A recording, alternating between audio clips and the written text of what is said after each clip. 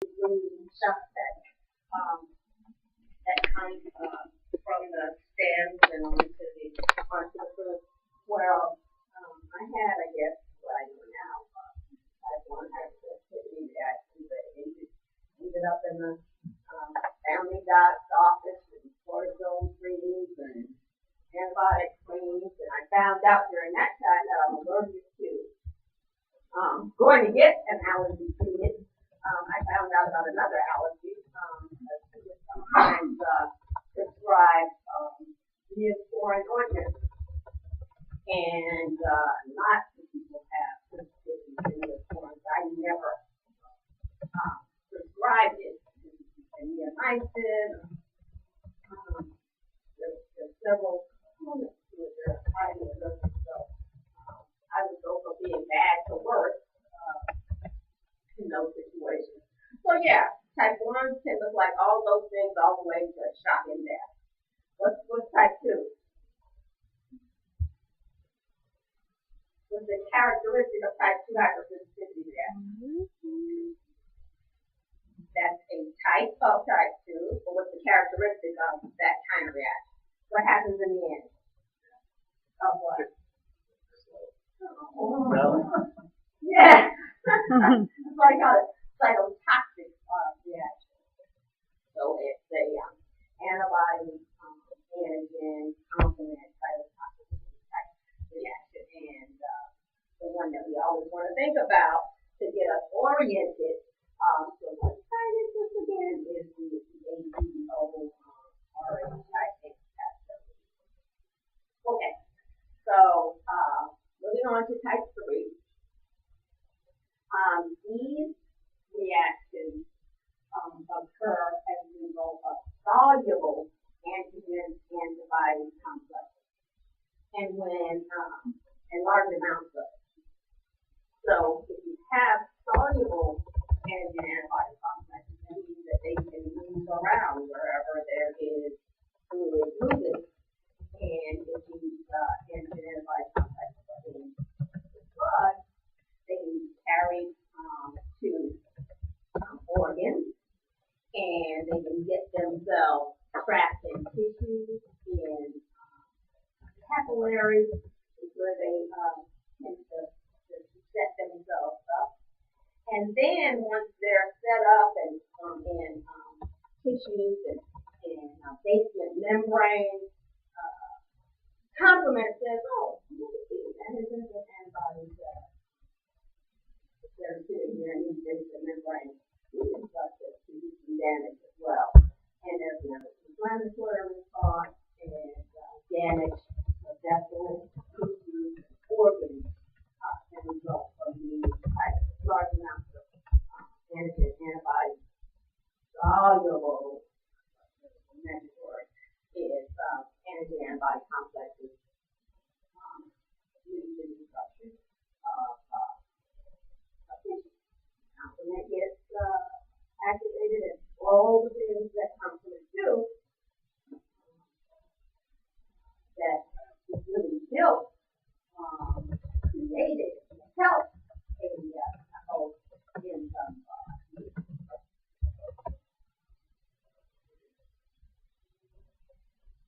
glomeruli or some of these places where these basement membranes attach and occur.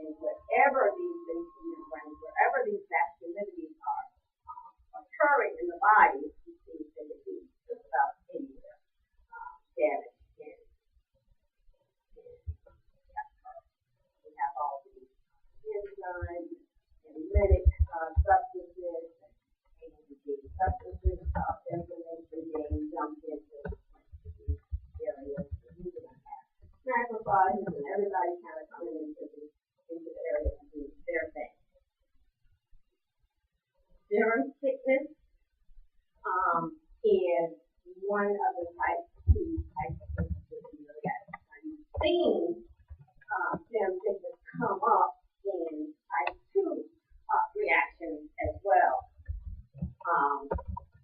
The difference and type 2 cause serum sickness type reaction, yes, but classically it's more a type 3 type sensitivity reaction.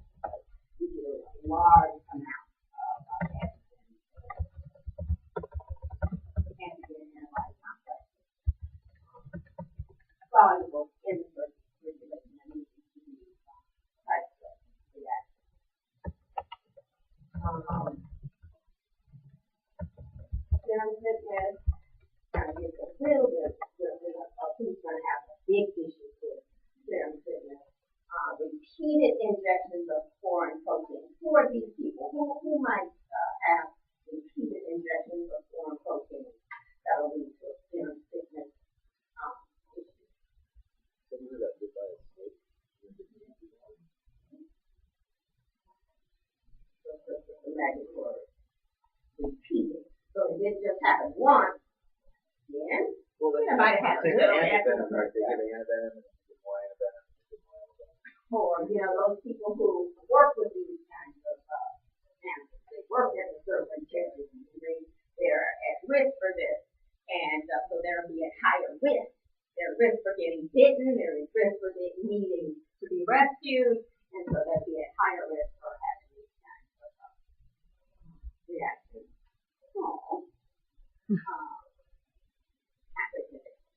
Okay, we're going to move on. We talked a little bit already about type 4 reactions. What have we said so far about type 4 reactions that you might remember?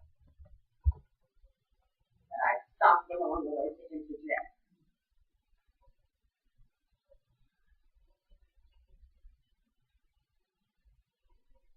Anybody? Throw something out there? This is okay to be wrong. Huh? Everybody can get it. Everybody can have a yes. There are situations like everybody can have a reaction to a PDB. That's one of the type 4 reactions. A reaction to the purified protein derivative that's inside your skin intradermally. Can result in type 4 reaction. But the thing that I mentioned before, and I mentioned it again, it's probably at least the third time, so it must mean I want you to remember this, is that individuals who need transplants, they need tissues to be transplanted, they've had big burns, or they've had kidney failure, liver failure, or some kind of failure, and they have to get foreign tissue placed inside their body by way of an organ transplant. The body looks on this big pile of tissue that it doesn't know and it doesn't recognize and wants to get rid of it.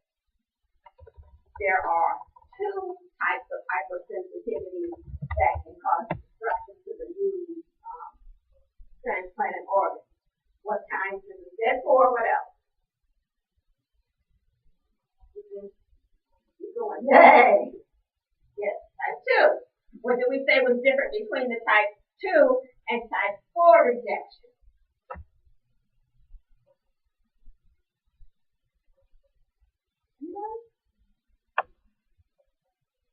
It doesn't take an antibody complex.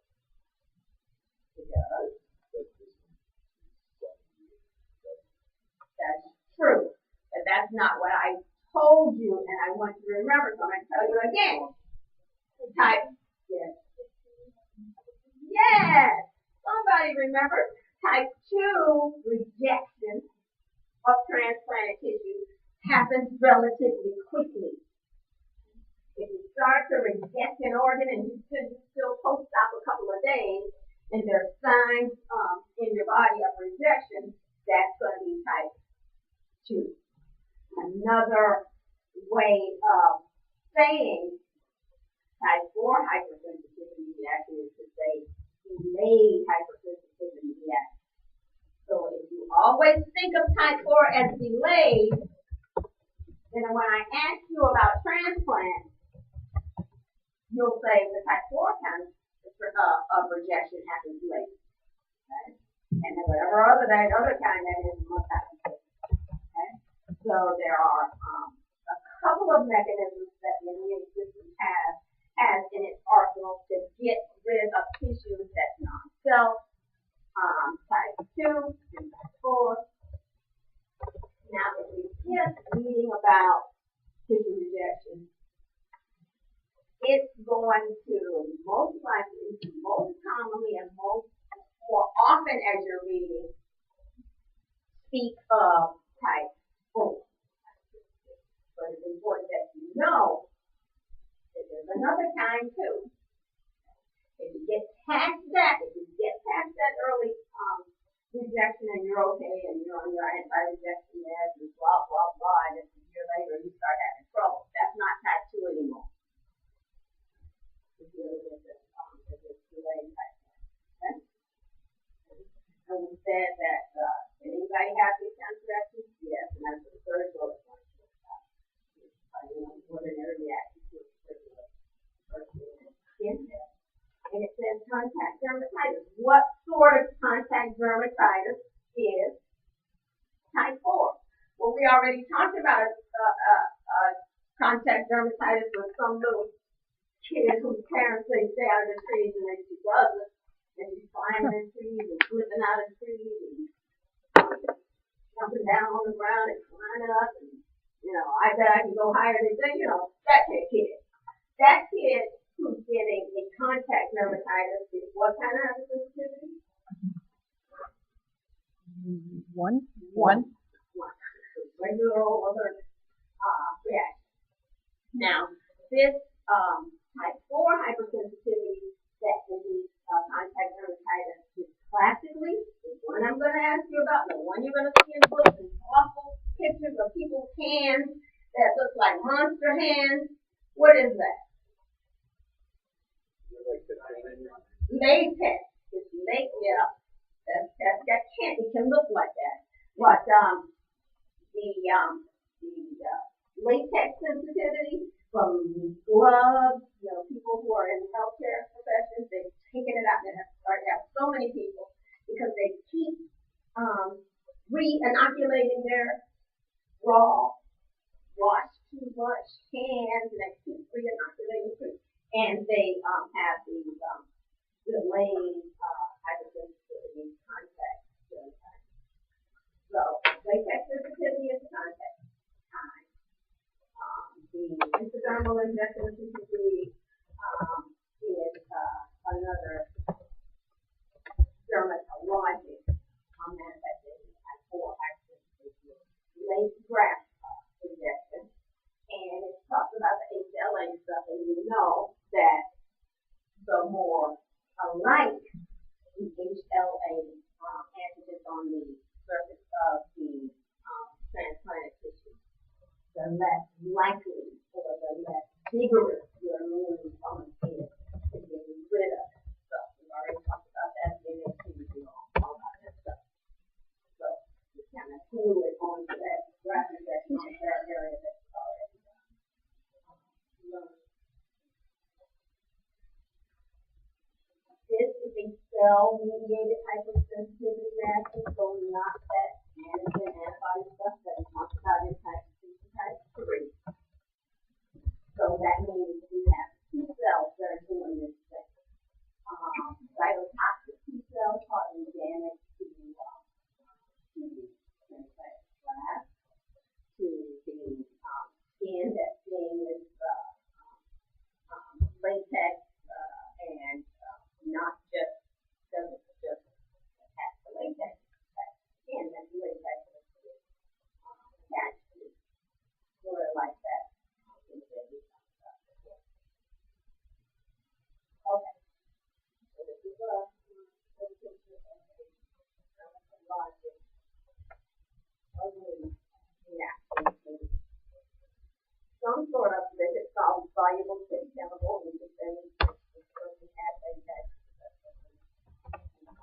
much do you think about it?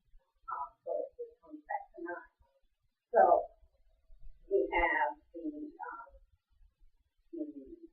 allergic substance. They take it in to the skin.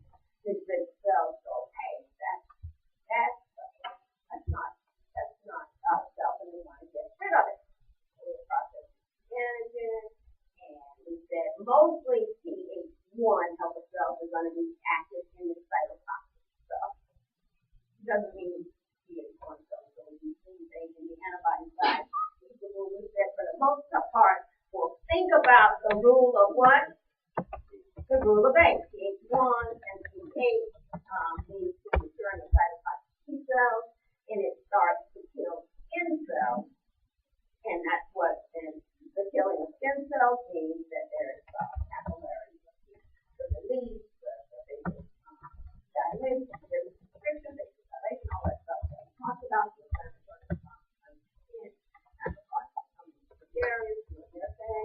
You see the blood vessels got little holes in it because what happened? What's this doing? It's already learned, we know. What happens with what happens? Margination. Yeah. Margination and demigration of diabetes. That's what he said. And how can that happen? How can the diabetes thing happen? Dilation. Why do they do that? Yes, in response to the histamine being released from the mast cells and all these kinds of things. So you know a lot of things that are beneath the surface here. And it says interferons are waking up the macrophages so they can do their job. What kind of interferons are we talking about? Interferon. Gamma. Yes. And if we're talking about gamma interferon, that means we're not talking about what kind of interferon? Alpha and beta. Very good. It's in there, doesn't it? You're pulling it out. It hurts when you pull it out of there. But it's in there. We need to keep this stuff ready and available because we're going to go over it again. And everything that you learn, you're going to learn the other day. And that's what we're going to learn today. So, yeah, you know a lot of this stuff already. This is what type 4 hypersensitivity in the skin might look like. Notice this little guy here.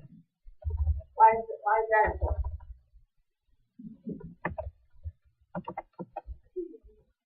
Huh? We're really not talking about an infection here, huh? Yeah. So if we keep getting exposed, we keep putting on new gloves, we keep putting on a new glove, we take them off, we wash our hands, and if we're getting more and more wrong, we keep putting on more gloves, we're going to keep making more memory T helper cells, so our response is going to be more intense, and the reaction much more fierce and uglier over time because we're building up these memory cells in addition to the cytotoxic cells.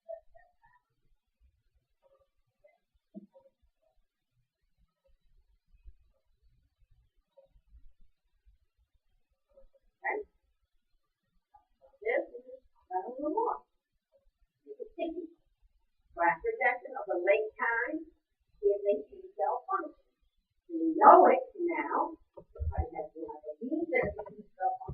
Because we know that it's type 4, and we know type 4 is a cell-mediated kind of hypersensitivity.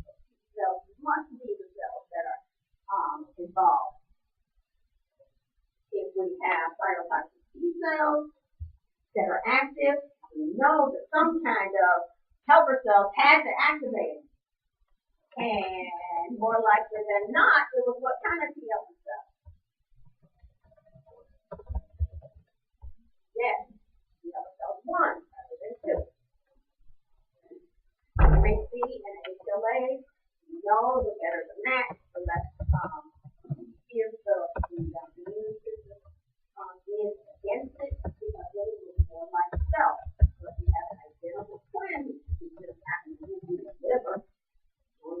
going to do it without one. No. Let's call it a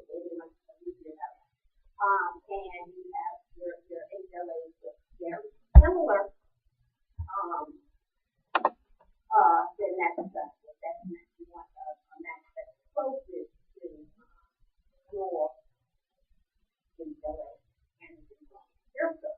That's upset your immune system.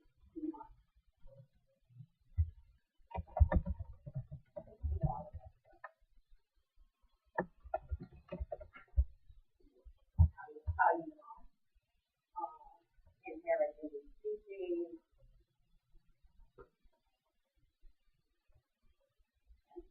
all of this stuff already.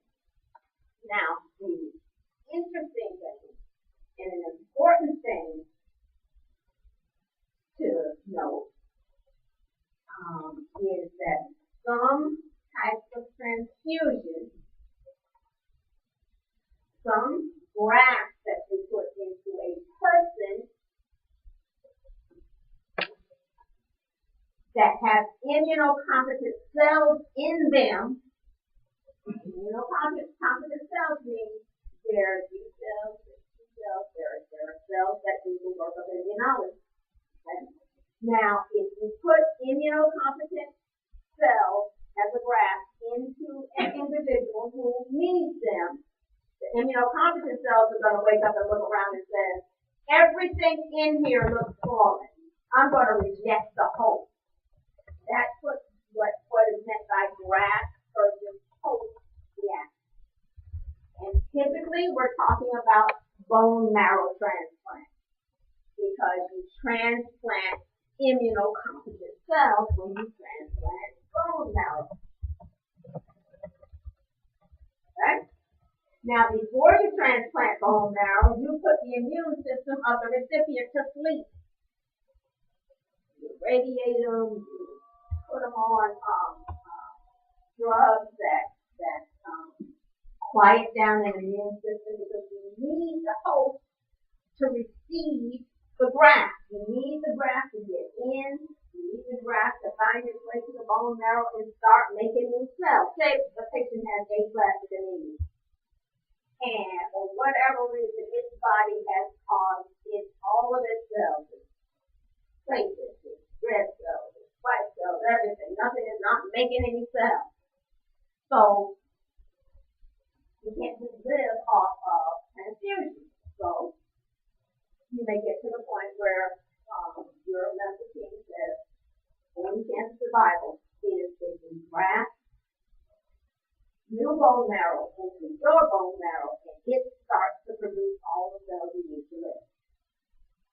But, okay, the graft is an immunocompetent cell, and those cells can start to reject the host.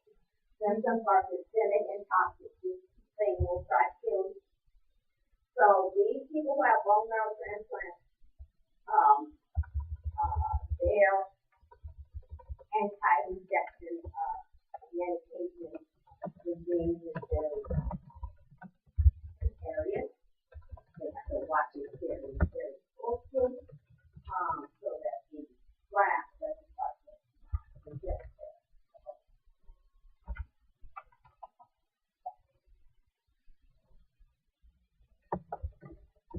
Cytotoxic cells of the system start to reject and destroy everything it sees. There's nothing wrong with it. So, and if they aren't quieted down long enough for them to, take hold and start to make more cells that can actually work to keep the host alive, then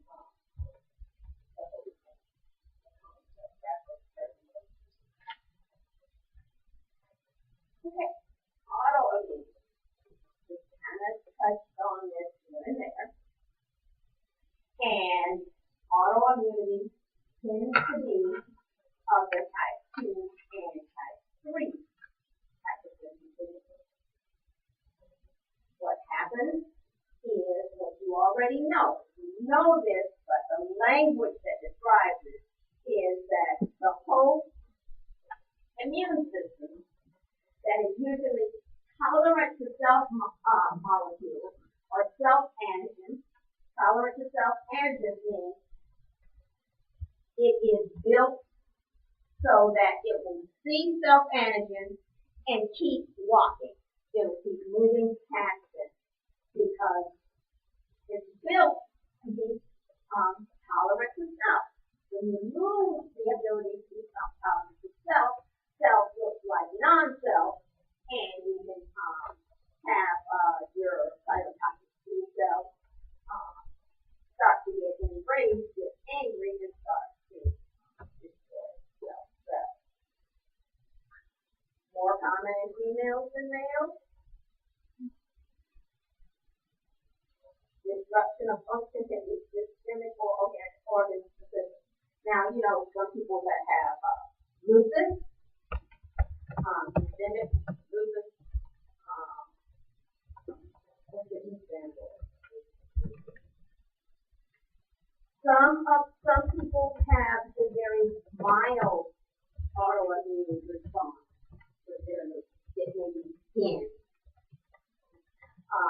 Some may have more respiratory involvement there. And then some can just have multi-organ involvement. And they're on hydrosteroids for a long period of time. And it's a slow decline, it's a slow damage to their organs. And this damage is coming from this kind of type 2 and type 3 hypersensitivity reactions, along with some type 4, because the type 4 is when the cell mediated or the T cells start to participate in this loss of tolerance. And we have all these antigens, antibodies, and they're lodged in basement membranes, and they're changing the look, the normal look of the host tissues and the host capillaries, and the complement is activated, and the T cells start to go in and clean up what they're seeing as problematic, as non-self. These are some of the diseases that are type 2 and 3, and a little 4, so I'll get that as well in some of the autoimmune diseases. Now, when I was a kid, and we would go and visit grandparents or great-grandparents or great-aunts, and their knees and their ankles would be hurting, and their hands would be swollen and looking crazy. I thought it was just because you're old. And when you're old, things are supposed to hurt, and your joints stop working very well. It was a long time before I learned that rheumatoid arthritis is an autoimmune disease. It's a vasculitis. And that's why the joints can be attacked, and the architecture of the joints and the cartilage and all that can be destroyed because you've got cytotoxic T cells in there that are destructive to the normal bones and changes the anatomy. So now you know that arthritis is an autoimmune disorder. It's not an old disorder. Same thing with diabetes. I thought, well, just some people are unlucky and their pancreas stops working and they need insulin because they can make any of their own. Type 1 diabetes is an autoimmune disease. There are antibodies against pancreatic islet cells. Cytotoxic T cells come in And when all of this hopefully is going to be clean up cells that are involved, when we have antigen antibody complexes. Again, and the antigen is the pancreatic islet cells. You have, inflammatory responses in there, and you get neutrophils and macrophages in there, and putting up the damage. So the antibody stimulates the production of insulin-secreting cells, which there aren't enough cells to secrete insulin response to glucose levels. So, many things that we thought was just, I don't know, they just got sick. They just got this thing, or they have it because their grandmother had it, or actually autoimmune disorders.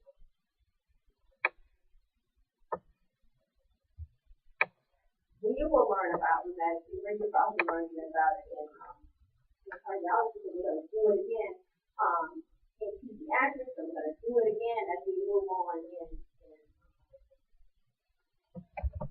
in micro as well. But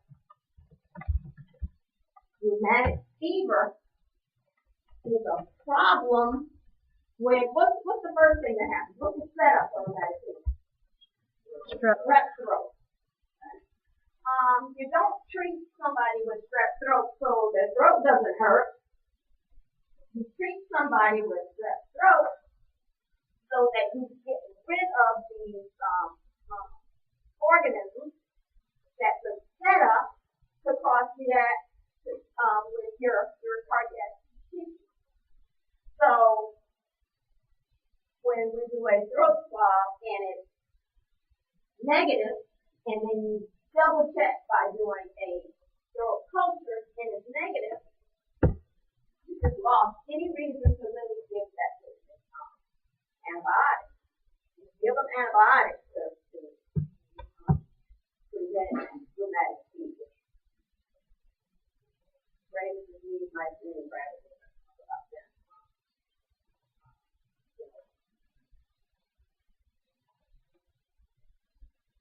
Why do some people have autoimmune reactions and some people don't? Nobody really knows. There's some theories. We said that there's some areas where the immune cells don't go. The testicles, the brain, thyroid, and these are barriers that are formed in embryonic life.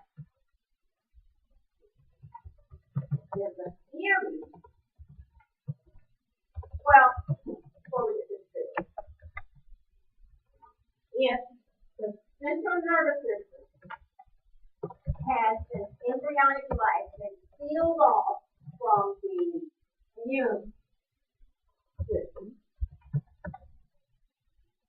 what would be the danger in opening the door of the CNS and then closing it? Huh? Well, we haven't introduced, all we did was open the door. We didn't open the door when there were, when we had septic season. So let's take the antibiotics, bugs out.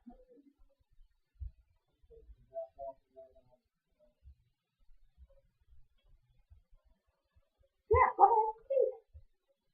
Try it. No. He'll say anything. He'll talk to me. I don't have to worry about it. So we open the door.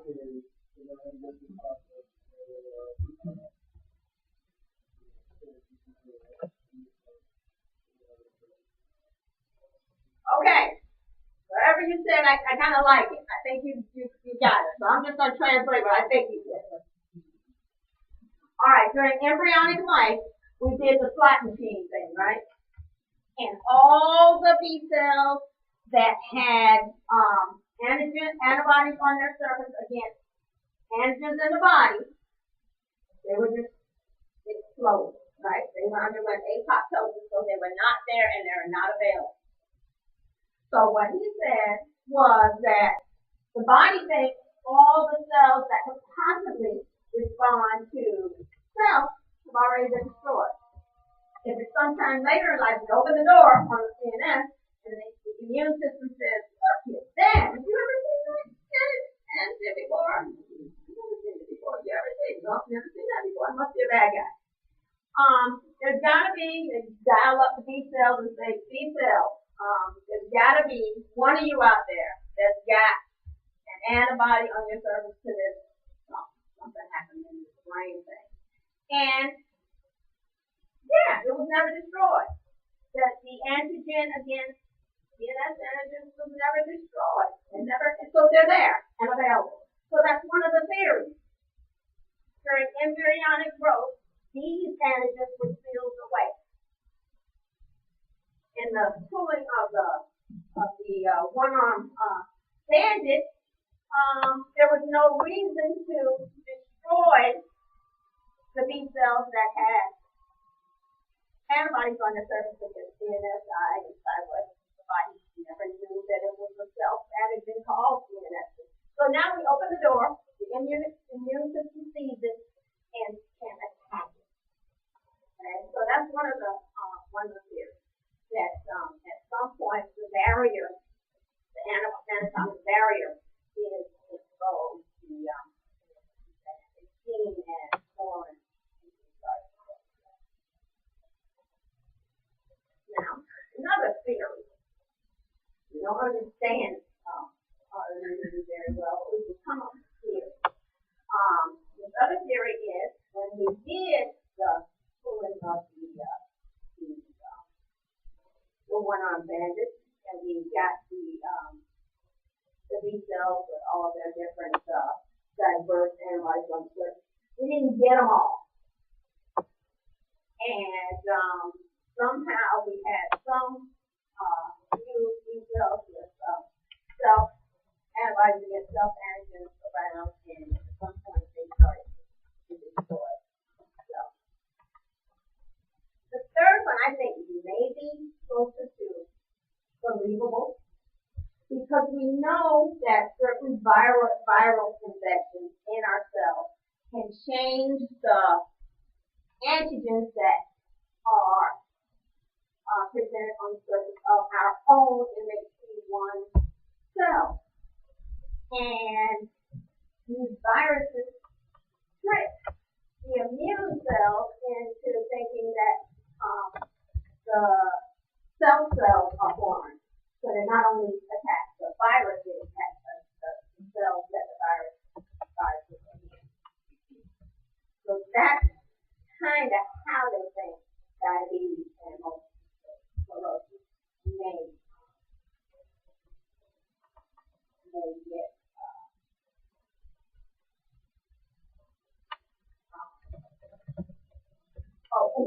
you're wasting these processes that can lead to diabetes.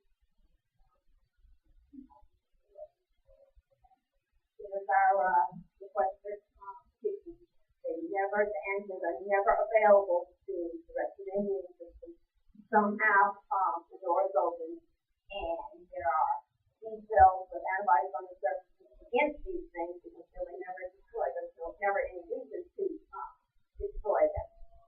They didn't know those antigens existed.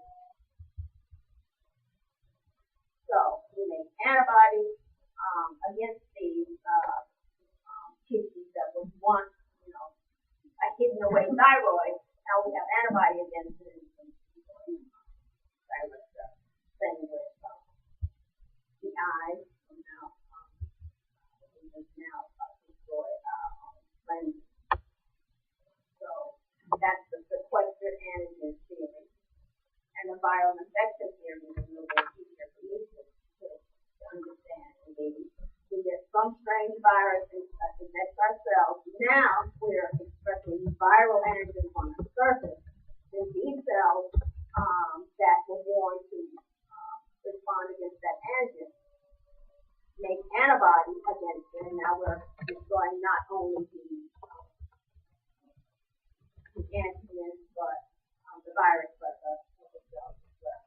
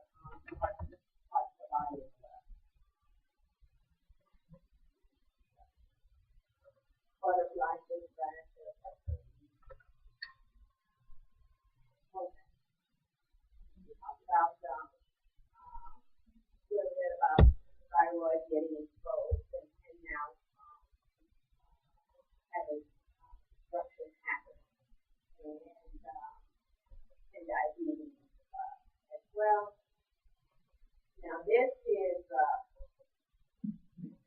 how you think, that type 1 diabetes might look.